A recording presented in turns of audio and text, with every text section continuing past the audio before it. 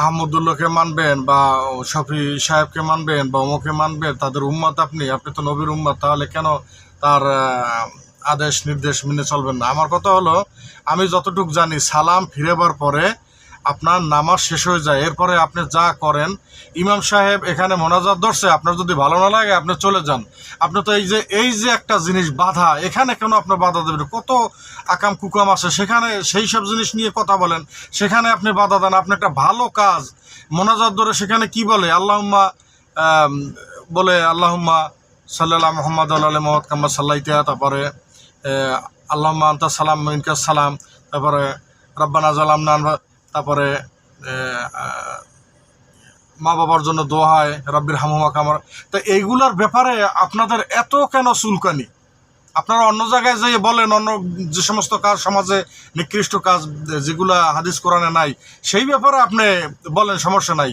একটা মোনাজাত ধরে আল্লাহর কাছে দোয়া চায়, আল্লাহর কাছে চায়, এই আল্লাহ চাইলে খুশি হয়, সেখানে বাধা দিলেন কি? সম্মিলিত।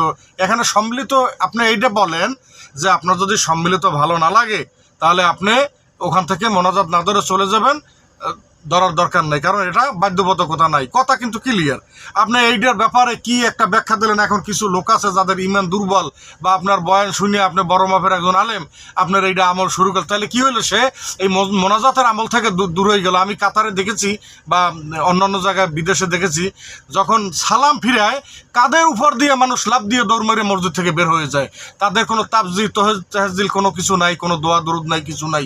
এগুলো তো হইতে পারে না। নামাজ এটা একটা আল্লাহর ইবাদতের জায়গা, এখানে আল্লাহর কাছে যায় মতের জন্য হইতে, সেখানে মাথা নত করে, সেখানে আল্লাহর কাছে সব কিছু সুপ্রিত দেয়। সালাম ফিরেবার পরে ইমাম সাহেব হাত তোলে। আচ্ছা, ইমাম সাহেব কি কাউকে গালি দেয় মোনাজাতে? তাহলে আপনার চুলকানি কেন এখানে? আপনি বড় আলেম হয়েছেন দেখি আপনি উল্টো পুল্টো বইলে সমাজের ভিতরে এই যে ফেতনাগুলো ছড়াইতেছেন, এই ফেতনা তো সারা বিশ্বে এখন আস্তে আস্তে সরাই যাবে। এগুলো আপনার কাছ থেকে আমি শিখবো, আমার কাছে আর একজন শিখবো। এই ফেতনা বন্ধ করেন।